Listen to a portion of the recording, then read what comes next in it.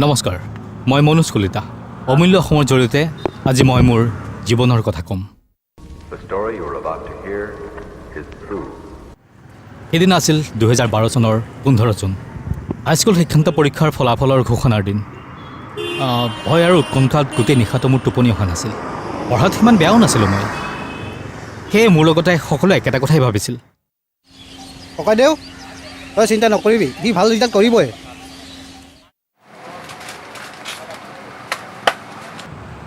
তাৰ ওপৰতে সকলোৱে আশা এটা কৰি আছে।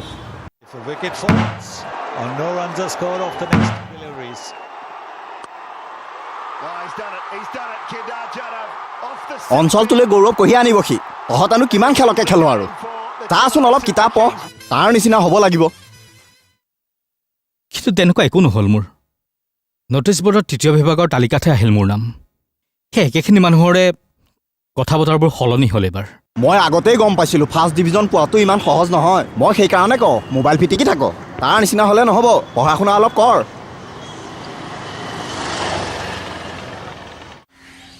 দুই তিনিটা লেটাৰ পোৱা ল'ৰায়ো ভাল কলেজত ছিট নাপায়। কোনোবা নাম নুশুনা কলেজত পঢ়িব লাগিব আৰু। যতীনে পুতেকক হেনো ডক্টৰ পঢ়াব। হেৰৌ, সকলোৱে যদি ডক্টৰ ইঞ্জিনিয়াৰ হয়, এই বেপাৰ বাণিজ্যবোৰ কোনে কৰিব? আৰু এই চকীদাৰ পিয়নৰ চাকৰিবোৰ কি হ'ব? দাদা, পেহীয়ে ফোন কৰিছে।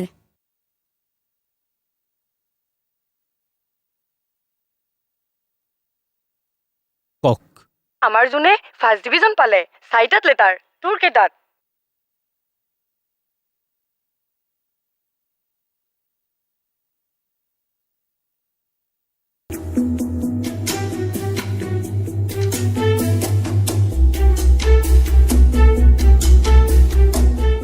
খুইদেউ, হ'ব দে, যেনে তেনে হ'লেওতো পাছ কৰিলে। বহুত আশা কৰিছিলোঁ খুইদেউ, চাওঁ টিভিটো লগাচোন। ৰাজ্যৰ প্ৰান্তে প্ৰান্তে আজি আনন্দৰ বন্যা। মই আগতেই গম পাইছিলোঁ ফাৰ্ষ্ট ডিভিজন পোৱাটো ইমান সহজ নহয়। এই বেপাৰ বাণিজ্যবোৰ কোনে কৰিব? আৰু এই চকীদাৰ পিয়নৰ চাকৰিবোৰ কি হ'ব? গোটেই পৰিৱেশটোৱে মোক অস্থিৰ কৰি তুলিছিল। এনেকুৱা লাগিছিল মই যেন আৰু জীয়াই থাকি লাভ নাই।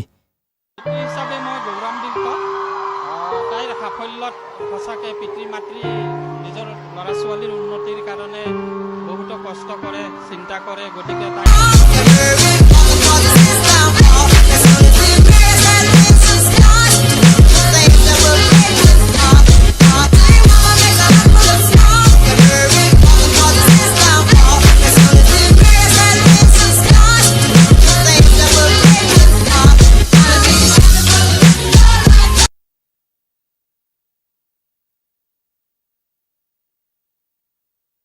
মন বেয়া নকৰিবি, তই যি পাইছ মোৰ বাবে সেয়াই যথেষ্ট।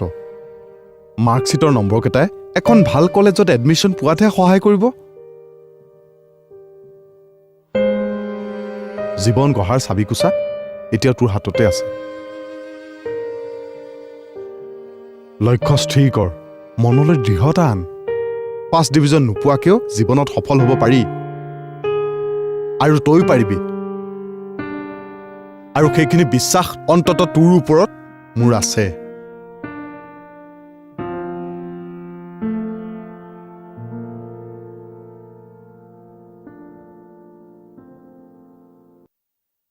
জীৱনত সফল হ'লো নে নাই মই নাজানো, কিন্তু নিজৰ ভৰিৰ ওপৰত থিয় দি জীৱনটো আগবঢ়াই নিব পৰাকৈ মই আজি সক্ষম।